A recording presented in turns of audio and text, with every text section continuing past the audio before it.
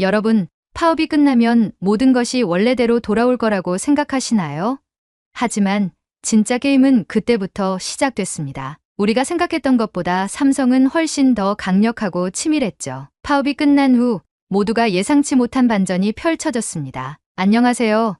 제 이름은 비크람입니다. 저는 인도 체나이에 있는 삼성전자 공장에서 일하는 생산라인 책임자입니다. 이 공장에서 일한 지도 벌써 10년이 넘었죠. 하지만 몇 달 전 저를 포함한 모든 직원들의 삶이 크게 흔들리는 일이 벌어졌습니다. 바로 대규모 노동파업 때문이었죠. 삼성전자 체나이 공장은 이 지역 경제의 중심으로 자리 잡아왔습니다. 처음 이곳에 입사했을 때만 해도 삼성이 우리 지역 사회를 구원한 존재라고 생각했죠. 제겐 정말 말 그대로 구원자였어요. 처음 삼성이 이곳에 들어왔을 때만 해도 많은 사람들의 삶이 개선되었습니다. 도로가 포장되고 깨끗한 물이 공급되고 마을에는 새로운 일자리가 생겨났습니다. 저는 이 회사에 들어온 후 제 인생이 완전히 바뀌었죠. 가족의 생계를 책임지고 동생도 더 나은 교육을 받을 수 있었습니다. 그런 삼성이 지역사회에 가져다준 기회는 분명 큰 축복이었습니다. 시간이 지나면서 현장의 분위기가 점차 변해갔습니다. 우리가 일하는 환경은 점점 더 힘들어졌고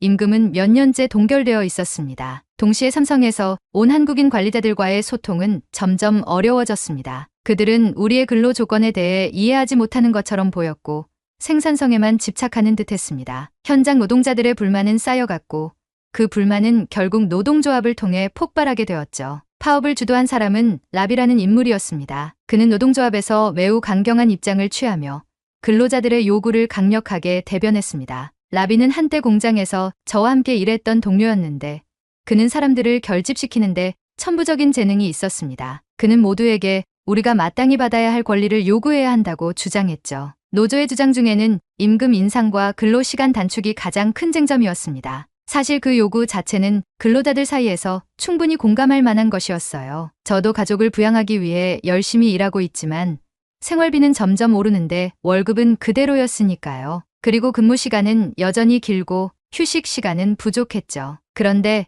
제가 고민에 빠지게 된 건 라비의 의도였습니다. 그는 단순히 더 나은 근로 조건을 요구하는데 그치지 않았습니다. 그의 뒤에는 누군가가 있다는 소문이 돌기 시작했거든요. 노동조합의 외부 세력이 파업을 부추기고 있다는 이야기가 들려왔습니다. 특히 중국과 관련된 조직들이 개입하고 있다는 얘기가 있었죠. 라비가 받는 지원이 단순한 근로자들의 권리 투쟁을 넘어서서 더 큰 정치적 목적을 위한 것일 수 있다는 의심이 들기 시작했습니다. 저는 고민했습니다. 한편으로는 노동자로서 우리의 권리를 지켜야 한다는 생각이 있었고 다른 한편으로는 이 파업이 단순히 우리의 목소리를 대변하는 것이 아니라는 걱정도 있었죠. 라비는 점점 더 급진적으로 변해갔고 그의 요구는 회사와의 타협 가능성을 없애는 방향으로 흐르고 있었습니다. 파업은 결국 시작됐고 공장은 멈춰섰습니다. 저는 그때까지도 어쩔 수 없이 파업에 참여했습니다. 동료들이 모두 한 뜻으로 모여 싸우는데 저 혼자 빠질 수 없었죠. 처음엔 우리 모두가 승리했다고 생각했습니다.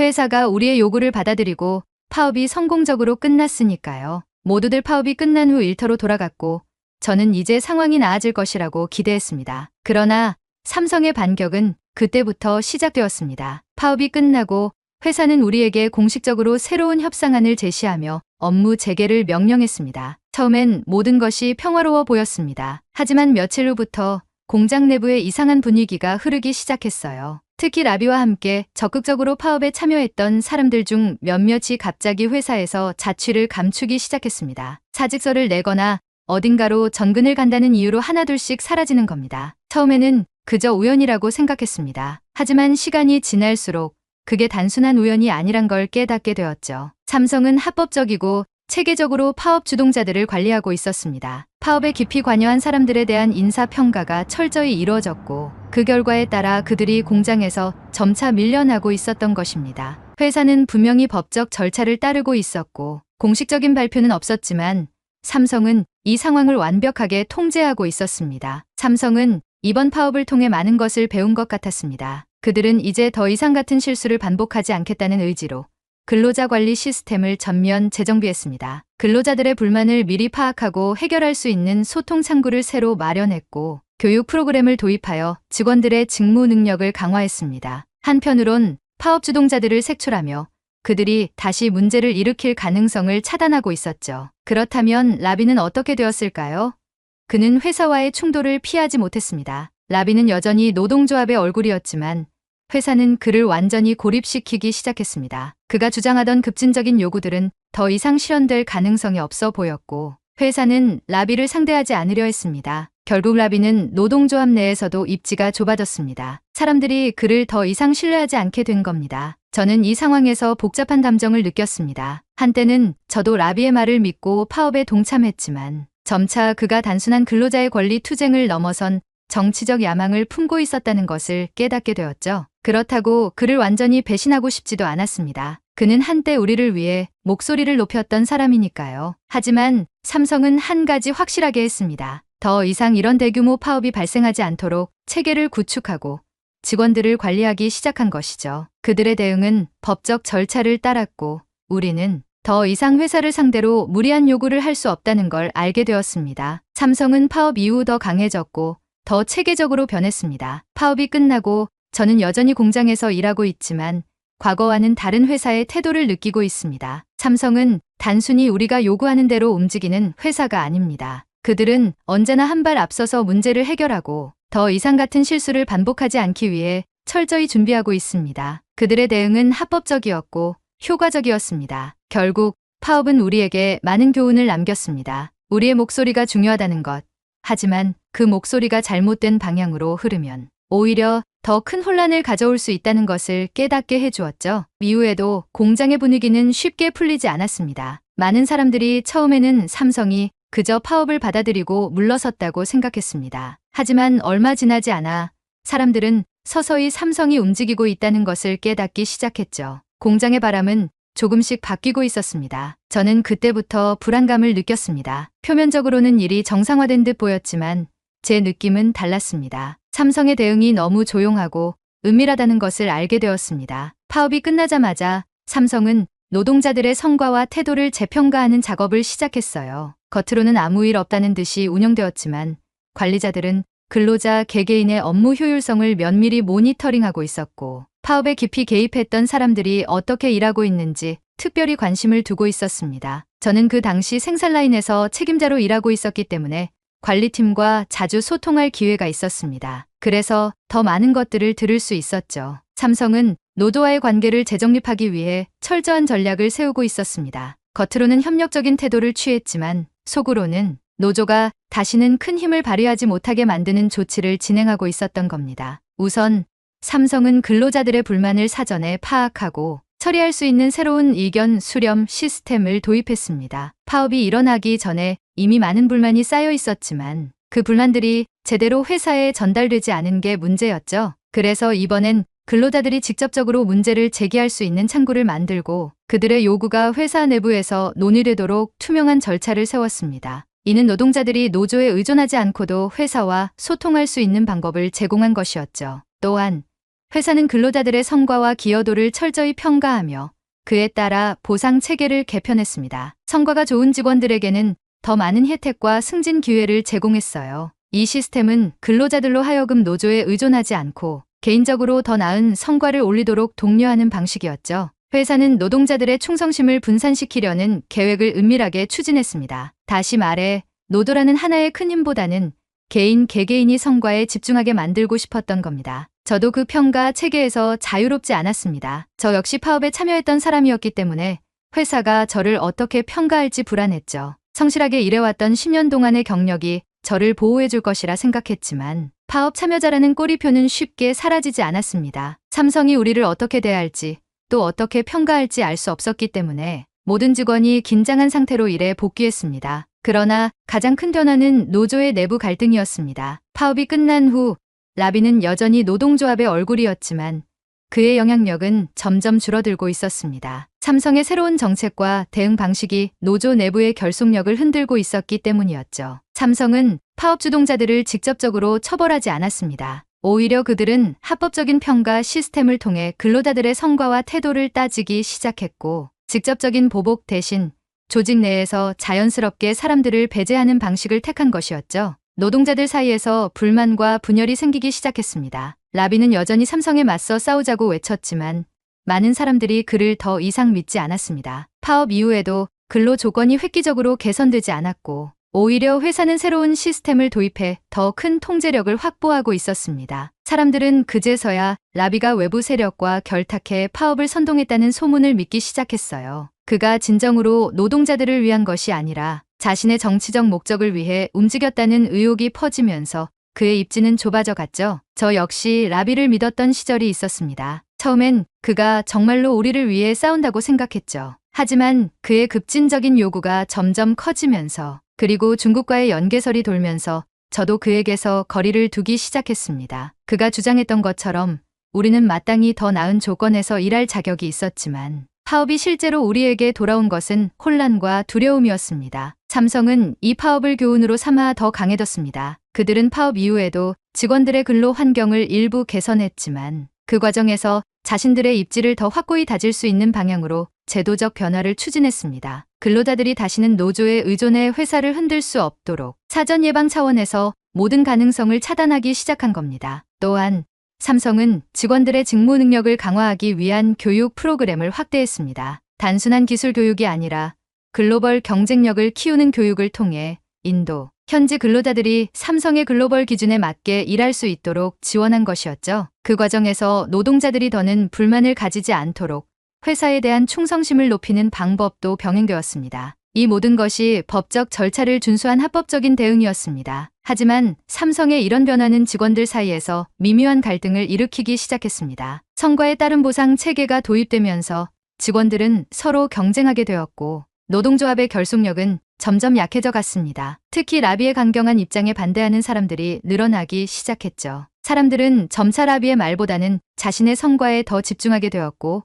라비는 그들을 결집시키는 데 실패했습니다. 그러던 어느 날 라비는 더 이상 공장에 나타나지 않았습니다. 공식적으로 그는 자진 사퇴한 것으로 처리되었지만 그 뒤에 무슨 일이 있었는지 아무도 모릅니다. 소문으로는 그가 외부 세력과의 연계가 드러나면서 노조 내부에서도 더 이상 그를 지지하지 않았다고들 했습니다. 결국 라비는 더 이상 노동자들의 대변인 역할을 할 수 없게 되었고 삼성의 전략적인 대응으로 인해 자연스럽게 밀려난 것이죠. 저는 이 모든 상황을 지켜보면서 삼성의 대응이 얼마나 치밀하고 법적으로도 완벽했는지 다시 한번 깨달았습니다. 그들은 파업 주동자들을 직접적으로 처벌하거나 불법적인 방법을 사용하지 않았습니다. 대신 회사 시스템을 강화하고 직원들의 성과와 태도를 평가하며 근로자들의 충성심을 자연스럽게 유도하는 방식으로 문제를 해결했습니다. 그 과정에서 라비와 같은 급진적인 목소리는 점차 사라질 수밖에 없었던 것이죠. 결국 노조의 영향력은 약화되었고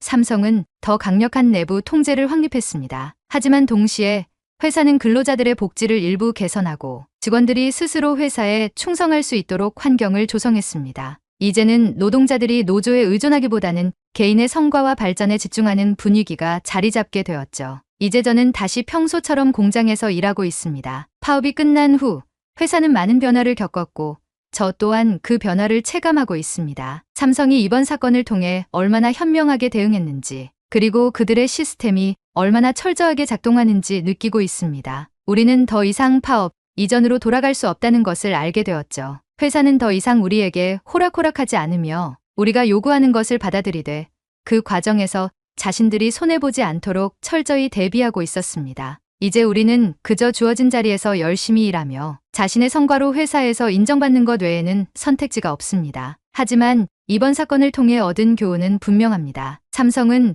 그저 파업으로 무너질 기업이 아니라는 것, 그리고 그들은 더 강해졌다는 것이죠. 삼성의 대응은 우리가 다시는 잊을 수 없는 교훈이 되었습니다. 파업이 끝나고 공장은 다시 움직이기 시작했지만 그날의 여파는 쉽게 사라지지 않았습니다. 저뿐만 아니라 동료들 대부분은 이번 사건이 단순한 파업이 아닌 회사와 노조의 근본적인 갈등이 표면 위로 드러난 사건이라는 것을 깨닫게 되었죠. 그런데 그 과정에서 저는 놀라운 사실을 마주하게 되었습니다. 라비를 포함해 파업의 주동자들이 주장했던 몇 가지 문제들이 사실 오해에 기반한 것들이었기 때문입니다. 우선 라비가 파업을 주도하면서 가장 강력하게 주장했던 것 중 하나가 한국 본사와 현지 직원들 간의 임금 격차였습니다. 그는 한국에서 온 관리자들이 같은 일을 하면서도 2배 이상의 임금을 받고 있다는 사실을 내세우며 우리가 얼마나 부당한 대우를 받고 있는지 강조했습니다. 그 말이 얼마나 사람들에게 공감을 일으켰는지 모릅니다. 저 또한 처음엔 그의 말에 크게 동조했으니까요. 하지만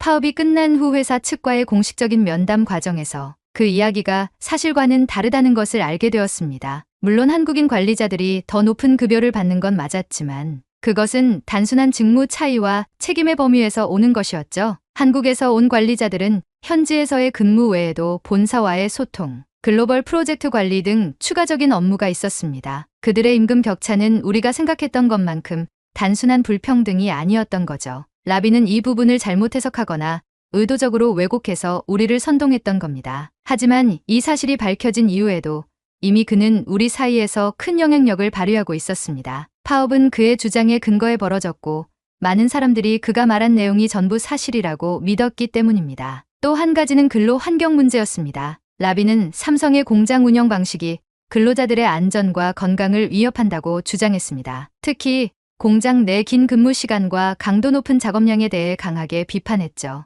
이 또한 파업의 주요 원인 중 하나였고 저 역시 이에 대해서는 동의하는 부분이 많았습니다. 그러나 파업이 끝난 후 삼성의 공식 입장을 들으면서 저는 또 다른 진실을 알게 되었습니다. 공장에서의 근로 시간 문제는 이미 현지 법률에 따라 관리되고 있었으며 일부 구역에서는 국제 기준을 초과하지 않는 범위에서 작업이 이루어지고 있었습니다. 다만 특정 부서의 근로자들이 더 긴 시간 일을 했던 이유는 그들이 추가 수당을 요구하며 자발적으로 연장 근무를 선택한 경우가 많았다는 겁니다. 라비가 주장했던 무조건적인 장시간 근로는 오히려 일부 근로자들의 자발적인 선택에 의해 발생한 부분도 있었던 것이죠. 결국 회사와 노동자들 간의 많은 문제가 소통의 부족에서 비롯된 오해였다는 것을 알게 되었습니다. 그리고 이 과정에서 저는 삼성 측이 단순히 회사의 이익만을 챙기려 한 것이 아니라 여러 문제에 대해 진지하게 고민하고 개선하려 했다는 사실을 깨달았습니다. 물론 그들의 대응이 완벽하지는 않았지만 적어도 근로자들을 더 나은 환경에서 일할 수 있도록 개선해 나가려는 의지는 확실히 있었습니다. 한편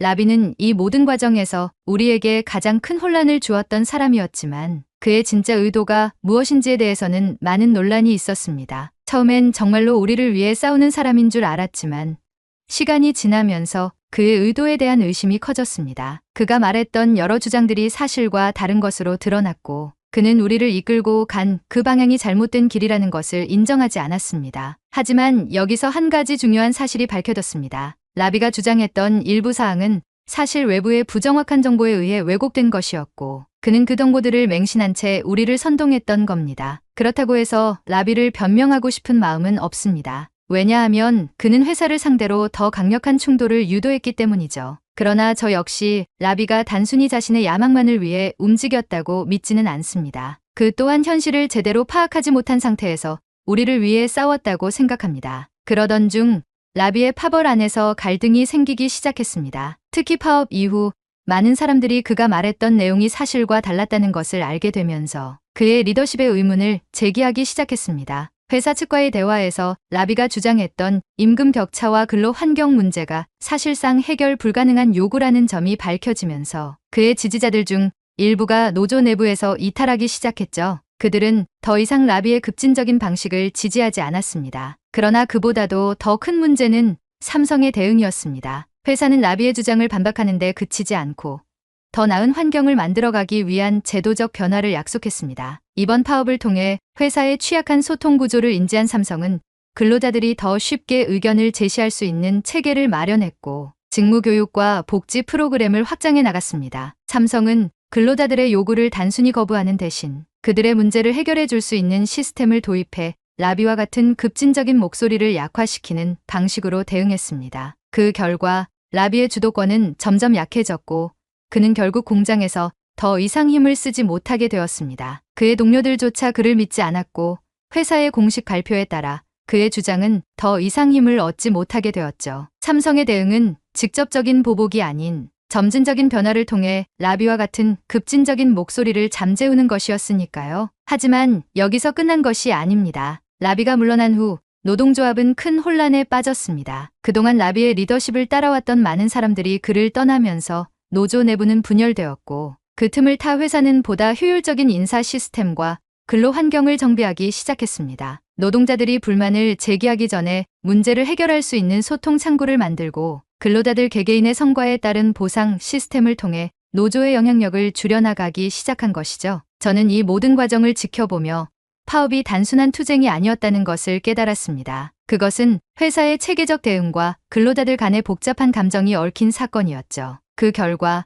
우리는 더 이상 라비와 같은 급진적인 목소리에 쉽게 휘둘리지 않게 되었습니다. 이제 회사는 더 이상 노조에만 의존하지 않도록 근로자들의 개별 성과와 복지를 중시하며 운영되고 있었습니다. 삼성의 대응은 단순히 문제를 해결하는 것이 아니었습니다. 그것은 우리의 목소리를 듣고 문제를 해결하는 과정에서 더 나은 체계를 만들어 나가는 방식이었죠. 비록 라비의 급진적인 방식은 실패했지만 그의 목소리 덕분에 근로자들의 권리와 회사의 책임 사이의 균형을 맞출 수 있는 변화를 이끌어낸 것은 사실입니다. 삼성전자 체나이 공장에서 일어난 대규모 파업은 우리 모두에게 깊은 인상을 남겼습니다. 파업이 끝나고 업무는 재개되었지만 그 과정에서 우리는 큰 변화를 경험하게 되었습니다. 단순한 임금 인상과 근로 조건 개선을 요구했던 우리의 파업은 그저 몇 가지 요구사항을 이뤄내는데 그치지 않았습니다. 삼성은 이 파업을 통해 더 큰 변화의 계기를 만들었고 우리는 그 변화의 중심에서 회사를 다시 바라볼 수밖에 없었습니다. 파업 직후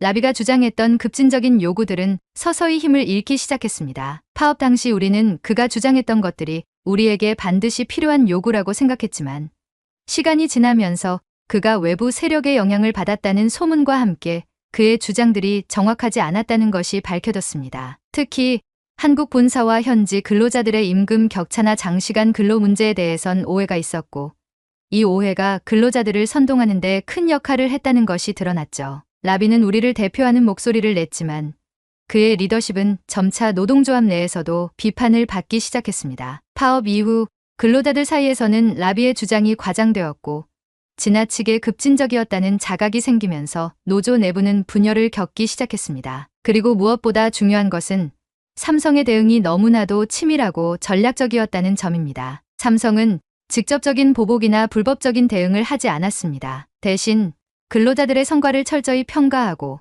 그에 따라 공정한 보상 체계를 도입했습니다. 이 과정에서 회사는 노동자 개개인의 능력과 업무 기여도를 중시하는 시스템을 도입해 노조의 영향력을 자연스럽게 약화시켰습니다. 개인 성과 중심의 보상 구조가 자리 잡으면서 근로자들은 더 이상 집단의 목소리에만 의존하지 않게 되었고 스스로 회사와의 관계를 설정하게 되었습니다. 삼성은 또한 소통의 문제를 해결하기 위해 근로자들과 직접 소통할 수 있는 창구를 만들었고 이를 통해 파업이 발생하기 전에 문제를 사전에 해결할 수 있는 방안을 마련했습니다. 이러한 변화는 단순히 노조를 약화시키는 데 그치지 않고 근로자들이 회사와 함께 성장할 수 있는 길을 제시했습니다. 그 결과 회사는 근로자들의 신뢰를 다시 쌓아가기 시작했고 공장은 다시 정상적으로 운영될 수 있었습니다. 그러나 이 모든 과정에서 라비는 서서히 자취를 감추기 시작했습니다. 그는 더 이상 노조 내에서 강력한 리더십을 발휘하지 못했고 그의 급진적인 주장은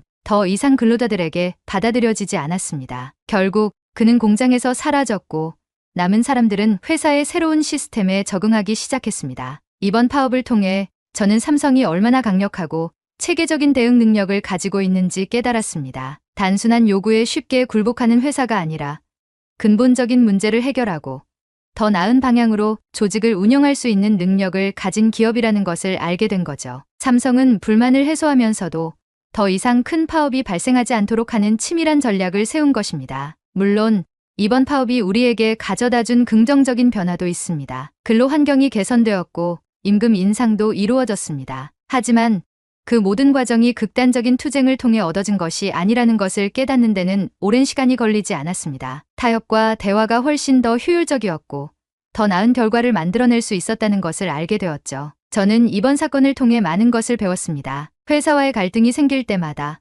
그것을 극단적으로 해결하려는 것이 아니라 대화를 통해 문제를 해결하는 것이 중요하다는 것을요. 삼성의 대응은 우리가 다시 한번 이 사실을 상기하게 만들었습니다. 또한 근로자 개개인의 역할이 회사 전체에 얼마나 큰 영향을 미칠 수 있는지도 깨달았죠. 이제 공장은 다시 정상으로 돌아갔고 우리는 새로운 방식으로 회사와 소통하며 일을 하고 있습니다. 삼성은 더 이상 단순한 일자리를 제공하는 회사가 아닙니다. 그들은 이번 파업을 계기로 근로자들과의 관계를 새롭게 설정했고 우리는 이제 더 나은 환경에서 일할 수 있는 기회를 얻었습니다. 마지막으로 저는 이번 사건을 통해 자신의 목소리를 내는 것이 중요하지만 그 과정에서 정확한 정보와 냉철한 판단이 필요하다는 사실을 배웠습니다. 라비의 주장처럼 급진적인 방식으로 문제를 해결하려 하기보다는 대화를 통해 타협하고 문제를 미리 예방하는 방법이 훨씬 더 좋은 결과를 가져다 줄 수 있다는 것을 이번 경험을 통해 확실히 알게 되었습니다. 삼성의 대응은 교훈이었습니다. 그들은 회사와 직원들이 함께 성장할 수 있는 방법을 제시했으며